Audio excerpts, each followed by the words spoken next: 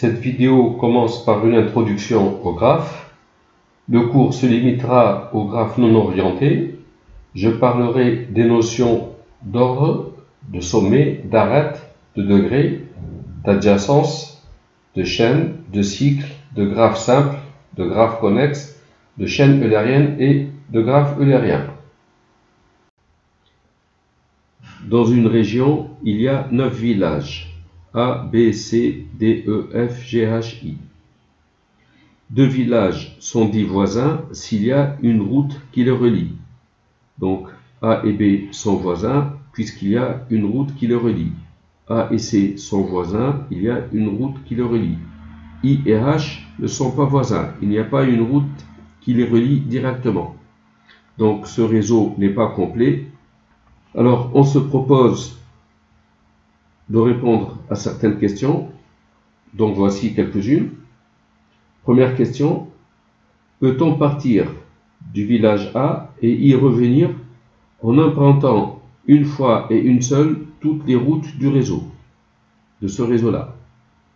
Donc je veux partir du village A, je veux prendre toutes les routes de ce réseau, chaque route une fois et une seule, et revenir au village A. Est-ce que c'est possible? Une deuxième question, si la route entre D et E est hors d'usage. Cette route est hors d'usage, supposons par exemple que la région est montagneuse et ici il y a un glissement de terrain. Donc la route entre D et E est hors d'usage. Dans ce cas, peut-on partir du village D pour arriver à E en empruntant une fois et une seule toutes les routes du réseau en usage? Je veux partir du village D en prenant toutes les routes de ce réseau, chaque route une seule fois, pour arriver au village E. Est-ce que ceci est possible?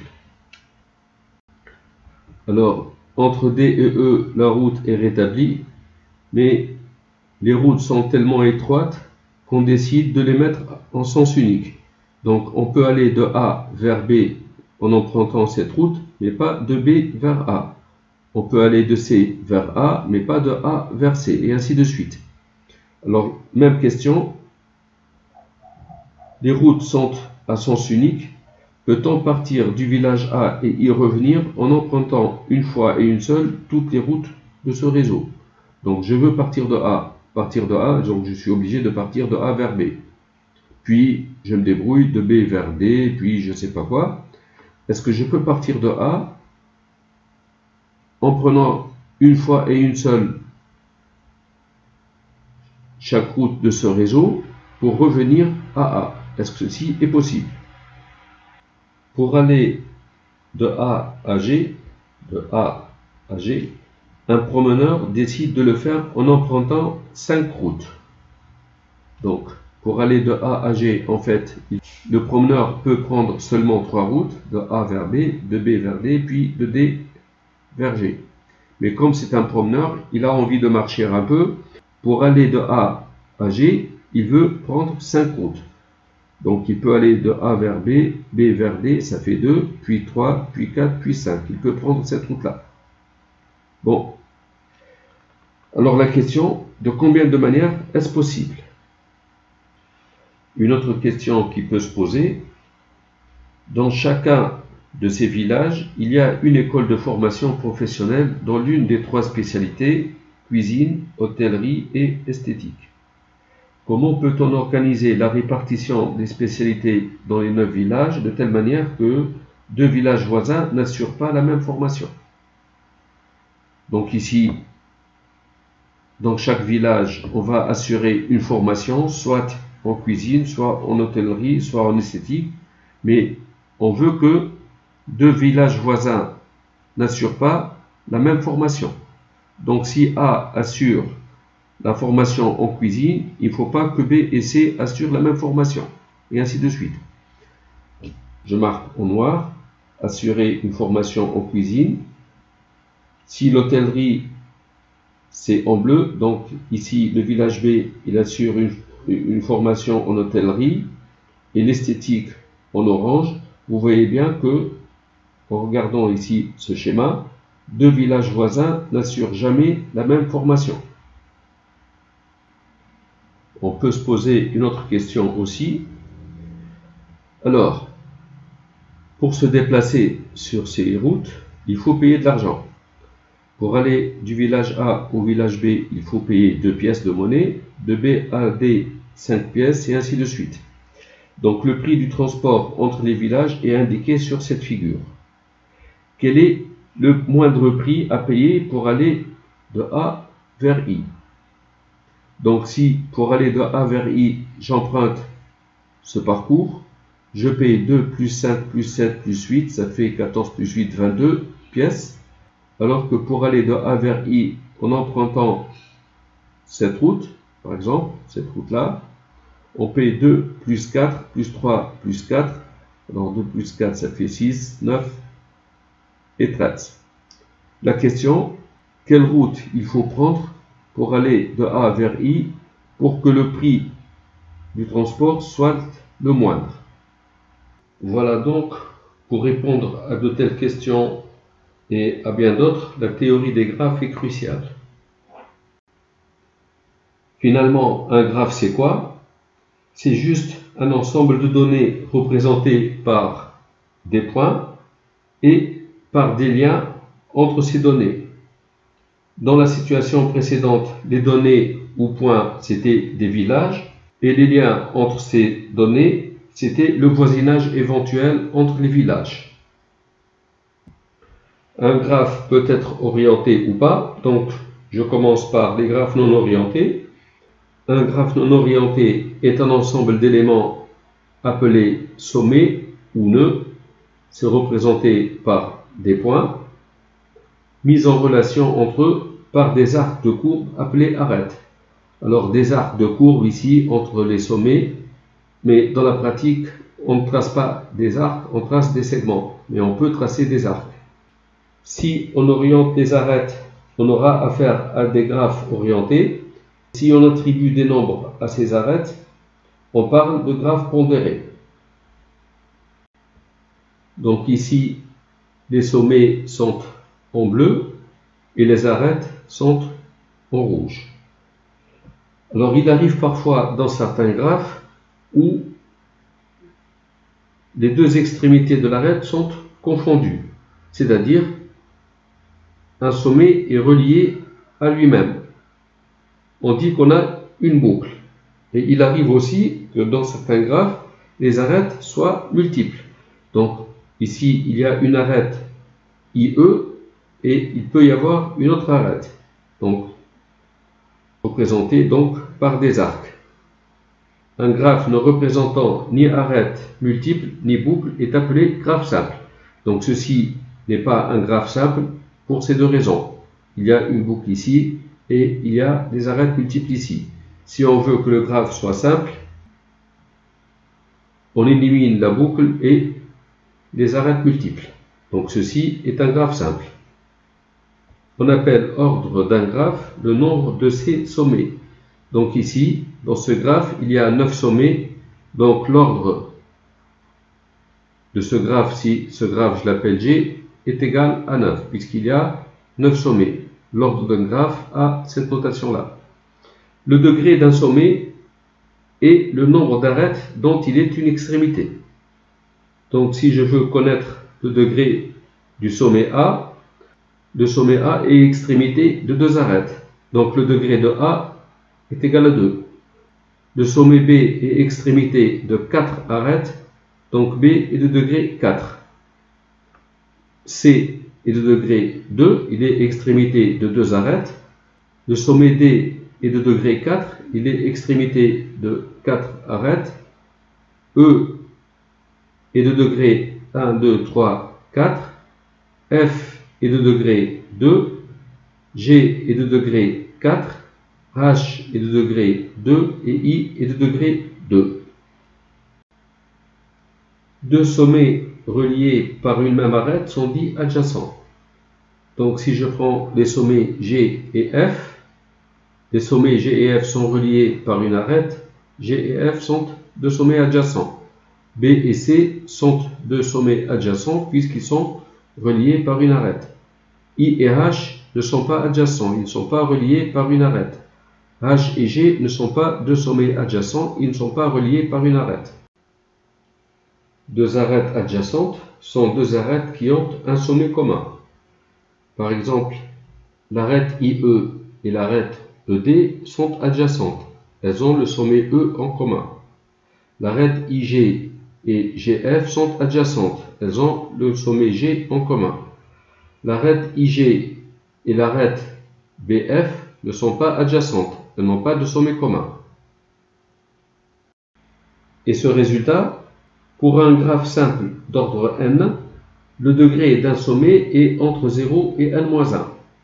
Donc, supposons un graphe simple d'ordre n, ça veut dire qu'il y a n sommets. Si je choisis un sommet parmi les n, comme le graphe est simple, donc ce sommet est adjacent au maximum à tous les autres sommets c'est n-1, et comme les arêtes sont simples, il y a au maximum n-1 arête. Donc le degré du sommet, c'est au maximum n-1. Un sommet peut ne pas être adjacent aux autres sommets, donc son degré peut être égal à 0. Une chaîne est une suite finie d'arêtes adjacentes, consécutives. Donc, un exemple de chaîne, donc une suite d'arêtes adjacentes. Voici une première arête, une deuxième arête adjacente à la première, une autre arête adjacente à celle qui précède, une autre arête, donc on a la chaîne I, E, D, B, C, A. Alors, on peut considérer une autre chaîne, par exemple la chaîne I, E, D, donc on va au sommet D, puis H, puis on revient à E, puis on revient à D, puis on passe à B, puis C, puis A. Alors il y a une différence entre ces deux chaînes. La première chaîne, on passe par les arêtes une fois et une seule. Dans la deuxième chaîne, l'arête DE, on y passe deux fois. Si les arêtes sont toutes distinctes, comme la première chaîne ici, on dit que la chaîne est simple. Une chaîne simple est une suite finie d'arêtes distinctes adjacentes. Alors que dans une chaîne quelconque, on peut passer par une arête deux fois de suite ou plusieurs fois de suite. La longueur d'une chaîne est le nombre d'arêtes qui la comporte.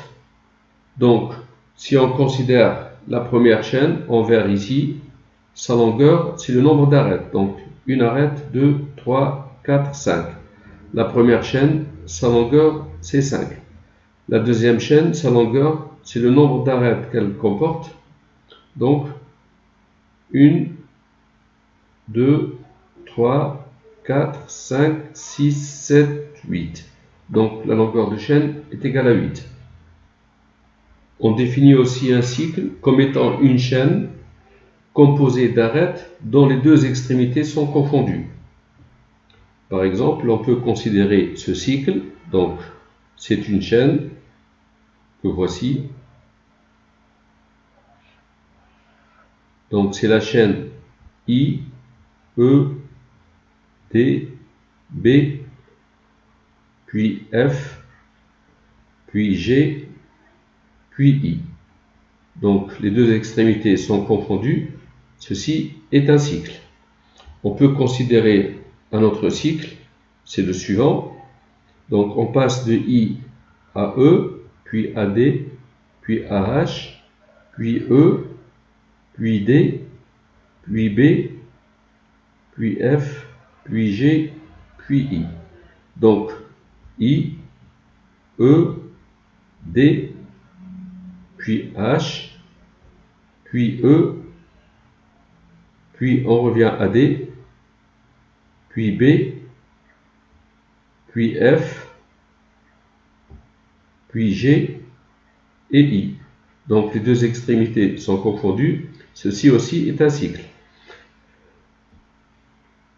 Un cycle est simple lorsque c'est une chaîne composée d'arêtes toutes distinctes, dont les extrémités sont confondues.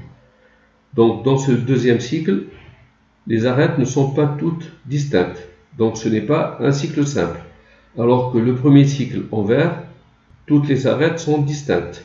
Le premier cycle est un cycle simple. Le deuxième cycle n'est pas un cycle simple. Un graphe est dit complet lorsque deux sommets quelconques distincts sont toujours adjacents. Alors ce graphe n'est pas complet parce que ces sommets, par exemple, ne sont pas adjacents. Ces sommets ne sont pas adjacents. Ces sommets ne sont pas adjacents. Donc, complet, ça veut dire il y a une arête entre n'importe quel sommet et n'importe quel autre sommet. Et le graphe est dit connexe si, quels que soient les sommets SI et SJ, donc deux sommets distincts, il existe toujours une chaîne reliant SI à SJ. C'est-à-dire, si je prends deux sommets quelconques, il y a toujours une chaîne qui les relie. Ce sommet et ce sommet, il y a une chaîne qui les relie. Ce sommet et ce sommet, eh bien, il y a une chaîne qui les relie. La voici. Donc, ce graphe est connexe, mais il n'est pas complet. Un graphe connexe, en fait, c'est un graphe en un seul morceau. Voici un graphe complet d'ordre 3. Donc, le sommet A est relié aux deux autres sommets. B est relié aux deux autres sommets. C aussi. Ceci est un graphe complet d'ordre 3, puisqu'il y a 3 sommets. Ceci est un graphe complet d'ordre 5. D'ordre 5 parce qu'il y a 5 sommets. Et il est complet parce que tout sommet est relié aux autres. Donc, tout sommet est adjacent à tous les autres sommets. Le graphe complet d'ordre 6, donc ici il y a 6 sommets. Généralement, on note Kn, le graphe complet d'ordre n. Donc ici c'est K3, le graphe complet d'ordre 3, K5, le graphe complet d'ordre 5, et K6 par exemple, le graphe complet d'ordre 6. Alors ce graphe n'est pas connexe, parce qu'il n'y a pas de chaîne qui relie les sommets E et D. Donc, ce graphe, il a, on dit, deux composantes connexes, mais il n'est pas connexe. Il n'est pas en un seul morceau. Et une propriété, si G est un graphe complet d'ordre n, donc G est un graphe d'ordre n, c'est-à-dire il y a n sommets, dire qu'il est complet, c'est dire que chaque sommet est adjacent à tous les autres. Les autres, il y en a n-1. Donc le degré de chaque sommet est égal à n-1. Donc si G est un graphe complet d'ordre n, alors le degré de tout sommet est n-1. Bien sûr, on parle de graphe simple.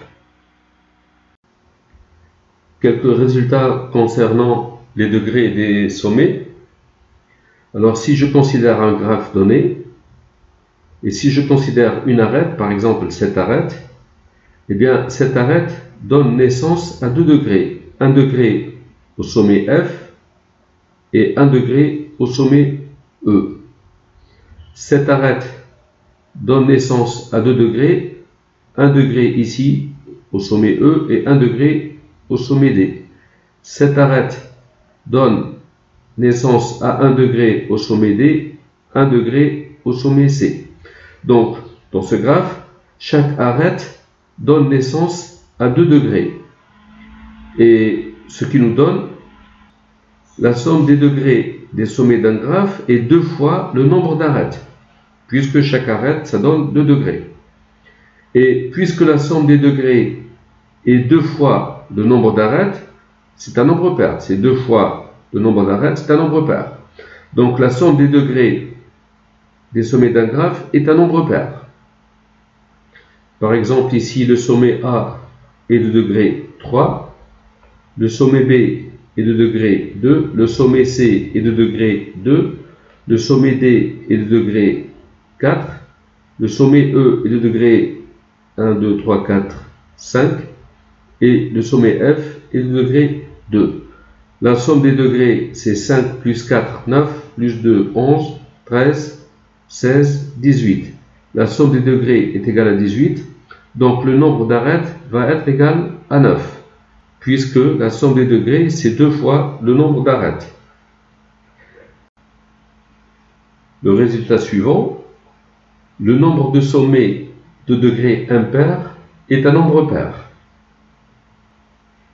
Évidemment, si on considère un graphe quelconque G, et si je marque en rouge les sommets de degrés impairs, donc si le nombre de ces sommets est un nombre impair, comme chaque sommet est de degré impair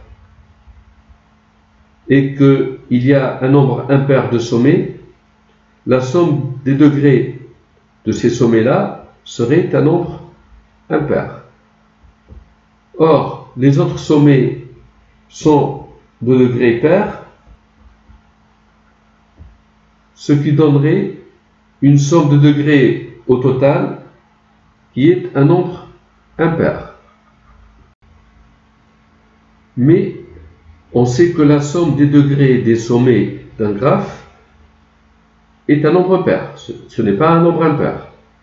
Ceci contredit l'hypothèse de départ, l'hypothèse qui dit que le nombre de sommets de degrés impairs est impair. Cette hypothèse étant fausse, le contraire est vrai. Le contraire, c'est le nombre de sommets de degrés impairs est pair. D'où ce résultat. Un exercice. Comment tracer 5 segments sur une feuille de telle manière que chaque segment en coupe exactement 3 autres. Par exemple, je vais essayer de tracer 5 segments ici. Premier, un deuxième, un troisième, un quatrième et un cinquième. Alors, ce segment coupe ce segment-là, il coupe ce segment, il coupe ce segment. Donc, ce segment, on coupe 3 autres exactement. Ce segment aussi, il coupe 3 segments. 1, 2, 3. Est-ce qu'il est possible de tracer 5 segments de telle manière que chacun en coupe exactement 3 autres? Si je regarde ce segment, par exemple, il coupe ce segment, ce deuxième, ce troisième et ce quatrième. Donc ici, ça ne marche pas. Alors, pour répondre à la question, voici le segment numéro 1, le segment numéro 2, le segment numéro 3, le segment numéro 4 et le segment numéro 5. Je veux que chaque segment coupe 3 autres. Donc, chaque segment, par exemple, le segment 1 coupe le segment 2, 3 et 5. Le segment numéro 4 coupe 3 autres segments. Donc, je vais avoir un graphe où chaque sommet est de degré 3. Une arête entre 2 segments ou 2 sommets signifie que ces 2 segments se coupent. Si je veux que chaque segment coupe 3 autres sommets, c'est que les degrés de chaque segment, donc de chaque sommet ici de ce graphe, est 3. Chacun est de degré 3. Et ça nous donne une somme de degrés qui est égale à 5 fois 3, qui est égale à 15. Ceci est impossible parce que la somme des degrés des sommets d'un graphe est toujours un nombre pair. Ça ne peut pas être 15. Donc, ce problème n'admet pas de solution. L'exercice suivant. Combien faut-il prévoir de matchs à jouer si on veut organiser un championnat de 14 équipes? Voici les 14 équipes. Prévoir un championnat, ça veut dire que chaque équipe joue contre toutes les autres. Et ceci nous donne un graphe complet d'ordre 14. L'équipe numéro 1 joue contre toutes les autres. L'équipe numéro 2 joue contre toutes les autres. L'équipe numéro 3 contre toutes les autres. L'équipe numéro 7 contre toutes les autres. Donc on a un graphe complet d'ordre 14. Et lorsqu'on a un graphe complet, le degré d'un sommet est toujours égal à n-1. Donc 14 moins 1, c'est 13. D'ailleurs, l'équipe numéro 1 joue 13 parties contre les 13 autres équipes. L'équipe numéro 2 joue contre les 13 autres équipes. L'équipe numéro 3 joue contre les 13 autres équipes. Donc chaque degré d'un sommet ici, c'est 13. La somme des degrés, c'est 14 fois 13. Et 14 fois 13, ça fait 182.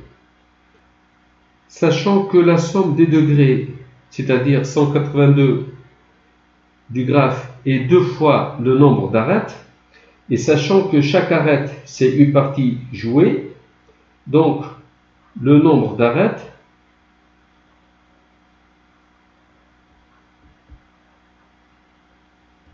ou le nombre de parties jouées est 182 divisé par 2, ça fait 91. Donc le championnat doit prévoir 91 parties. Et l'exercice suivant, montrer que dans un groupe de n personnes, il y a toujours 2 personnes ayant le même nombre d'amis présents. Voici les n personnes représentées par n points ou n sommets. Une arête entre 2 sommets veut dire que les 2 personnes sont amies. On a un graphe d'ordre n. Donc, le degré de chaque sommet est entre 0 et n-1. Si, par exemple, le degré de ce sommet est égal à 3, cela veut dire que cette personne a 3 amis. Si dans ce groupe de personnes, il n'y a pas 2 personnes qui ont le même nombre d'amis, ça veut dire que tous les degrés des sommets sont différents. Donc, supposons tous les degrés des n sommets différents. Alors, les degrés des sommets sont des nombres entre 0 et n-1. Entre 0 et n-1, il y a n nombres et ils sont tous différents. Donc, les degrés sont forcément 0, 1, 2 jusqu'à n-1. Tous les degrés existent ici de 0 à n-1. Forcément, il va y avoir un sommet de degré n-1, supposons que ce soit celui-là, et un sommet de degré 0, supposons que ce soit celui-ci. Le degré de ce sommet est égal à n-1. Comme il y a n personnes, ça veut dire que cette personne est amie avec toutes les autres personnes, en particulier avec cette personne. Et cela contredit le fait que le degré de ce sommet est égal à 0, puisque cette personne est amie avec celle-ci. Ceci contredit le fait que tous les degrés sont différents. Les degrés ne sont pas tous différents. Ça veut dire qu'il y a au moins 2 fois le même degré. est au moins 2 fois le même degré, c'est-à-dire au moins 2 personnes qui ont le même nombre d'amis. Voilà. Encore quelques définitions. On appelle chaîne eulérienne toute chaîne simple passant par toutes les arêtes du graphe. Donc une chaîne qui passe par toutes les arêtes du graphe et qui soit simple. Par exemple, cette chaîne, donc je passe de F à E, puis de E à D, puis je vais au sommet C, je reviens au sommet E, puis je vais vers le sommet A, je passe à D, puis B, puis E. Ceci est une chaîne simple, il n'y a pas de boucle, il n'y a pas d'arêtes multiples, et elle passe par toutes les arêtes du graphe. Donc ceci est une chaîne eulérienne. Un cycle eulérien est un cycle simple, passant par toutes les arêtes du graphe. Un cycle eulérien est donc une chaîne simple passant par toutes les arêtes du graphe, donc c'est une chaîne eulérienne, mais qui est un cycle. Alors ici, par exemple, je pars de A, pourquoi pas, je vais vers F, puis vers E, puis vers D, puis pourquoi pas vers C, puis vers E, puis vers B, puis vers D, puis vers A. Donc j'ai une chaîne simple qui passe par toutes les arêtes du graphe, c'est une chaîne eulérienne. Les deux extrémités sont les mêmes, c'est A, donc ceci est un cycle eulérien.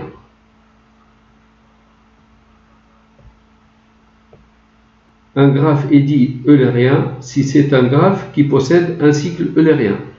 Ce graphe est eulérien. Ce graphe, je vous laisse chercher, vous ne trouverez pas de cycle eulérien. Donc ce graphe n'est pas eulérien. Alors, on a les résultats suivants. Un graphe simple et connexe, c'est les deux cas ici, on a des graphes simples et connexes, est eulérien, c'est-à-dire admet un cycle eulérien, si et seulement si tous ses sommets sont de degré pair. Eh bien, c'est le cas ici. Si je regarde les sommets, ils sont tous de degré pair. Le sommet E est de degré 4, le sommet D est de degré 4, c'est un nombre pair, C est de degré 2, B est de degré 2, A est de degré 2, F de degré 2. Donc, si vous avez un graphe connexe et simple, si tous les sommets sont de degré pair, c'est un graphe eulérien, c'est-à-dire il admet un cycle eulérien. Un graphe simple admet une chaîne eulérienne, donc admet une chaîne eulérienne, ça peut être un cycle ou pas, si et seulement si il admet 0 ou exactement 2 sommets de degré impair. S'il y a 0 sommet de degré impair, donc on est dans cette situation, le graphe est eulérien. Sinon, s'il y a exactement 2 sommets de degré impair, c'est que le graphe n'admet pas de cycle eulérien, mais il admet une chaîne eulérienne. Dans ce cas de figure, F est de degré 1, E est de degré 1, 2, 3, 4, 5, D est de degré 4, C est de degré 2, B est de degré 2 et le sommet A est de degré 2. Donc il y a exactement 2 sommets de degré impair. Il y a une chaîne eulérienne, mais il n'y a pas de cycle eulérien. Le graphe n'est pas eulérien. On dit qu'il est semi-eulérien. Alors, si le graphe a deux sommets impairs, ce sont les extrémités de chaque chaîne eulérienne. Donc, chaque chaîne eulérienne commence par F et se termine par E, sinon, elle commence par E et se termine par F. Cet exercice en application, peut-on parcourir une fois et une seule les arêtes des graphes ci-dessous sans lever le crayon? Donc, pour chacun de ces graphes, on espère parcourir une fois et une seule toutes les arêtes du graphe. Et parcourir une seule fois toutes les arêtes du graphe, c'est construire une chaîne eulérienne. Et on sait qu'un graphe simple admet une chaîne eulérienne si et seulement si il admet 0 ou exactement deux sommets de degrés impairs. Donc on va jouer sur les degrés des sommets. Je commence par le premier graphe. Ce sommet est de degré 3. Celui-ci est de degré 3. Celui-ci est de degré 3. Ce n'est pas la peine de continuer. On n'a pas tous les sommets pairs ou exactement deux sommets impairs. Donc pour ce graphe, la réponse est non. Pour le deuxième graphe, je regarde les degrés des sommets. Ce sommet, son degré c'est 2. Ce sommet, son degré c'est 4. Ce sommet, son degré c'est 4. Ce sommet, son degré c'est 4. Celui-ci, son degré c'est 3. Celui-ci, son degré c'est 3. Donc, il y a exactement deux sommets de degrés impairs. On peut construire une chaîne eulérienne, c'est-à-dire une chaîne simple passant par toutes les arêtes. Je propose la chaîne suivante. Donc, je pars d'ici, je vais vers ce sommet, puis là, puis on va vers le sommet que voici, puis on va ici, puis là, puis vers ce sommet et ce sommet. Donc voici une chaîne eulérienne et on a pu tracer toutes les arêtes sans lever le crayon. Pour le troisième graphe, on étudie encore une fois les degrés des sommets. Ce sommet est de degré 2, celui-là est de degré 4, là c'est 2, là c'est 4 et là c'est 2. Donc tous les sommets sont de degrés pairs. On peut même construire un cycle. Je propose cette chaîne. Donc on part de ce sommet vers celui-ci, puis celui-ci, puis ce sommet, on vient vers ce sommet, celui-ci et enfin celui-ci. Pour le dernier graphe, ce sommet a pour degré 2, ici c'est 4, ici c'est 4, ici c'est 4, ici c'est 4 et ici c'est 2. Donc tous les degrés des sommets sont pairs. Le graphe est eulérien. Donc on peut construire une chaîne eulérienne, c'est-à-dire une chaîne qui passe par tous les sommets du graphe. Je propose cette chaîne.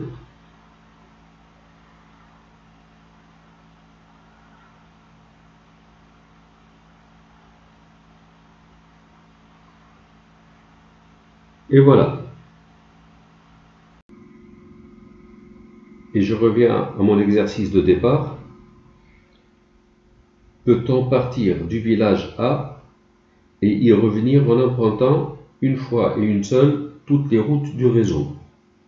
Alors, il faut voir si ce graphe est eulérien ou pas. On va jouer sur les degrés des sommets. Le sommet A est de degré 2, le sommet B est de degré 4, C est de degré 2, D est de degré 4, E est de degré 4, F est de degré 2, G est de degré 4, H est de degré 2 et I de degré 2. Donc tous les degrés des sommets sont pairs. Le graphe est eulérien. Donc c'est-à-dire on peut partir de n'importe quel sommet et y revenir en parcourant toutes les arêtes du graphe une fois et une seule. Je vous propose ce cycle. Donc à partir de A, je vais à B, D, E, I, G, D, H, E, G, E, B, C et A. Voilà. Dans ce cas, les sommets D et E ne sont pas adjacents.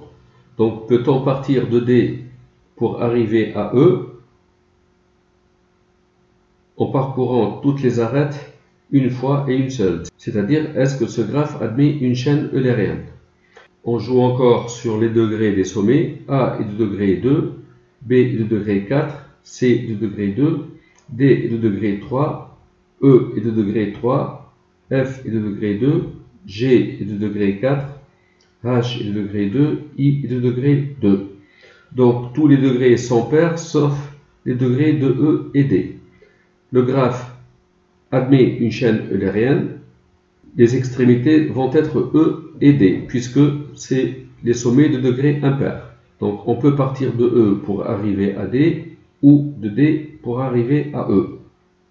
Je propose la chaîne eulérienne suivante. Donc je pars de D, je vais à B, puis A, puis C, puis B, puis F, puis G, puis I, E, G, D, H et j'arrive à E.